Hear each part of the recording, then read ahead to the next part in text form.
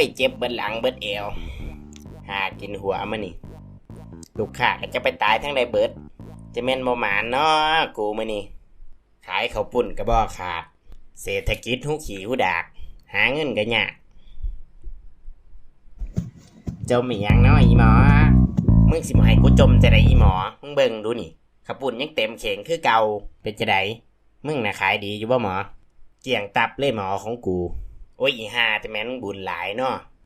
ยางจนขาลอยบ่จุบหมดค่ายาพอบหำกูว่าเป็นนะมึงเอาปลัดขีกมาหลายโพดนี่แหละ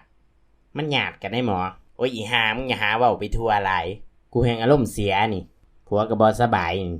ในมึงก็บ่หาลูกไผ่มาซอยแน่เนาะโอ้ยอีหมอไผเลยสิบ่อยากได้ลูกไผ่มึงก็เบิ่งลูกกูติล่ะ3 มื้อก็เมาบ่เศร้าให้มันเอากับลูกกูบ่อีเวอร์หั่น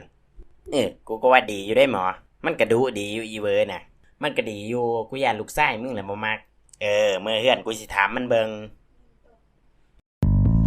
จำมึงก็อายุหลายเลยได้กูว่าหลายเลยเป็นหยังแม่กูว่าสิให้มึงเอากับลูกอีจอยน่ะโว้ยบ่เอาเด้ขี้ร้ายก็ขี้ร้ายเขียวกว่าเจิงค่อยๆมักแบบลูกแม่ใหญ่ตูนขาวๆนมใหญ่ๆลูกแม่ใหญ่จอยบ่เอาเด้อบ่มักกูให้โพดเว้ยโอ้ยบักพากว่าคือจังมึงรอเนาะลูกแม่ใหญ่ตูนที่มึงมักเขาแนบหัวปอดมึงอยู่บ่มึงได้ล่มกับมันแล้วซะบ่เอาก็เวลาข่อยถามเขาเอาไปใส่เขาก็ตอบข่อยถามเขาว่าเฮ็ดหยังเขาก็ตอบว่านั่งลิ้นถามว่ากินข้าวแล้วบ่เขาก็ตอบว่ากินแล้วไปขอข่อยเด้อแม่โอ้ยบักหมาเฮาใบตองเอ้ยเว้าละหมาเฮาใบตองก็อย่าเว้าโพดหลายแม่เอาลูกอีจอยแหละเนาะกำมันก็ดูอยู่บ่ดูซื่อๆบ่เอาดอกโอ้ยจะแม่นบักเปื่อยมึงเอ้ยจะแม่นมึงเลือกหลายเนาะเลือกหลายมึงสิได้ขี้แหละก็คนมันบ่มักเนาะรางวัลต่อไปนี้ได้แก่รางวัลเลขท้าย3ตัว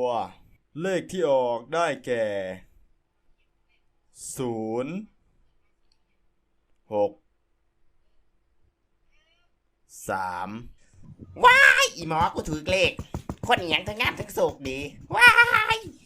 อีห่ามึงแบ่งกูแน่เด้อกูบ่ถือซื้อยามใดก็ถือแดกกะคนมาโศกดีอีหมออีหมอมึงก็แบ่งกูแน่ติล่ะประหลัดคิกประหลัดเคิกของมึงน่ะของดีก็แบ่งให้หมู่แน่ประหลัดคิกอีหยังกูถิ่มแต่โดนแล้วมึงได้ของดีอีหยังสมอมึงคือมาโศกดีแท้ขายของก็เบิดตลอดซื้อเลขกะหมานพังกูสิเว้าแต่กี้กูก็ขายบ่ดีคือมึงนั่นแหละแล้วมีคนบอกกูเดี๋ยวนี่กูมีสากกระเบือแม่ใหม่กูก็เลยมีโศกมีลาบหมอกูไปลักสากกระเบืออีปูดมาบูซาเสาแรงของขังถือเลขมา3 งวดแล้วหมอห่วยสั่นกูก็สิไปลักคือกันก่อนมันซื้อสากกระเบือมาใหม่แล้วหมอเขาว่ากันว่าสากกระเบือใหม่มันบ่ขังดอกมันต้องสากกระเบือแต่ปุดแต่ปุยแต่ผัวมันอยู่มึงต้องเบิ่งเฮือนอื่นสันกูสิไปลักของอีแหลมบ่ได้อีหมออีแหลมผัวมันป่าบ่แม่นผัวมันตายอีแปดน่ะเด้หมอผัวมันตายแต่โดนแล้ว10 กว่าปีเลยได้นั่นกูว่าขังแน่นอนแต่ว่าอี8 คนมีฐานะเด้หมอกูสิขึ้นเฮือนลอยไปลักเอาของมันได้จังได๋โอ้ยอีห่ามึงไปลักบ่ได้มึงก็ให้ผัวให้ลูกมึงให้ได้ไปลักสิยากอีสังสันกูสิไปเว้ากับผัวกูลองเบิ่ง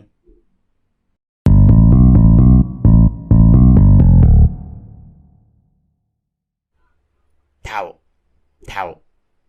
ค่อยไปหาอีจอยมามันบอกค่อยว่าให้ไปรักษากระเบือแม่ใหม่มันจังมีโศกมีลาบขายของก็ดีข่อยก็พอได้ยินเขาว่าอยู่ได้ละเฒ่าสันมื้อแลงเจ้าก็ไปรักติล่ะบ่ได้เฒ่าบ่เอาเด้เฒ่าปานนี้ล่ะย่างก็ยากเดี๋ยวเขาจับได้บ่คุ้มได้เฒ่ากำอีหยังแม่มึงอยากได้เงินเล่นสงกรานต์บ่โหยก็อยากได้แล้วว่าแม่กูมีงานให้มึงเฮ็ดงานอีหยังนะแม่มื้อแลงเดือนมืดให้มึงไปลักเอาสากกระเบืออี8โอ้ยแม่ค่อยบ่กล้าเด้เรามีปืนในใหญ่นี่มึงสิเอาอยู่บ่เงินเล่นสงกรานต์นี่เอาแล้วเนาะเอาแล้วมื้อแลงไปลักให้กู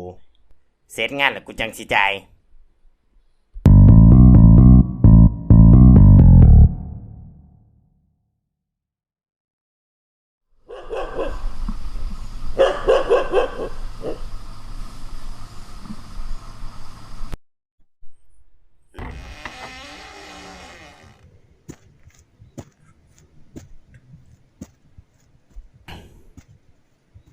ใหญ่นี่เอาสากกระเบือไว้ใส่นอ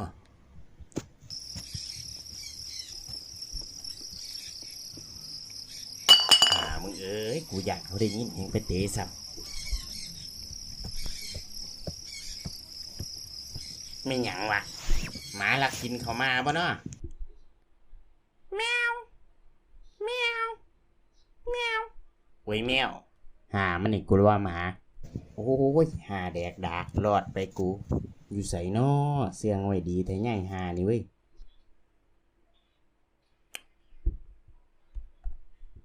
หยุดมึงสิมาลักหยังของกูคอยว่าสิมาเอาสักกระเบือให้แม่อย่าเฮ็ดหยังข่อยเลยเด้อเอ้ยปล่อยข่อยไปซะเอ้ยบักตอแหลมึงสิเอาไปให้แม่มึงใส่สบอสากกระเบือแม่ข่อยสิเอาไปให้แม่ข่อยมึงก็หน้าตาดีเนาะบ่น่าเป็นคนขี้รักเลยอย่าเฮ็ดหยังข่อยเลยเอ้ยข่อยแค่มาเอาสากกระเบือซื่อๆกูสิไปบอกพ่อใหญ่บ้านว่ามึงรักของในเฮือนกูโอ้ยเอ้ยข่อยยอมแล้วอย่าเฮ็ดหยังข่อยเลยสั่นละมึงย่างเข้าห้องกูเดี๋ยวนี้ไปให้หยังเอ้ยมึงสิไปหรือบ่ไปยิ่งใส่แตกได้นี่ล็อกก่อนประตูล็อกให้หยังเอ้ยถามได้เนาะมึงก็ต้องเป็นผัวกูเป็นบ่ได้ดอกเอ้ยข่อยบ่มีอารมณ์อ้วนก็อ้วนดำก็ดำโอ้ปากหมาแท้เนาะสั่นกูสิไปบอกพ่อใหญ่บ้านว่ามึงรักขืนเฮือนแล้วก็ข่มขืนกูโอ้ข่อยยอมแล้วเอ้ยเป็นก็เป็นนอนลงดีๆบ่ต้องขัดขืนค่อยๆเนี่ยเด้อเอ้ยค่อยๆเนี่ยค่อยบ่หูว่าตั้งแต่ผัวกูไปกูยังบ่ได้พอเลยขันมันตันได้มันตันไปแล้วโอ้ยสมนักที่กระเดียมทนอกกูนี่จะแม่นมึงปากหมาเนาะโอ้ค่อยๆเนี่ยเอ้ยค่อยๆเนี่ยเดี๋ยวมึงก็ติดใจเองบักขำ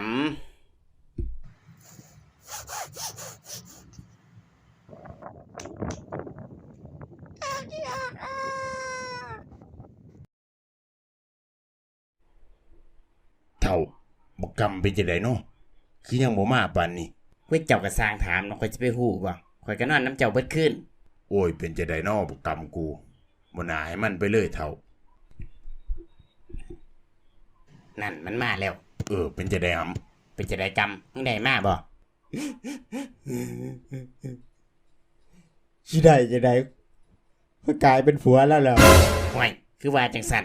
ยายแปนเราจับได้ว่าคอยคือเนื้อเล่า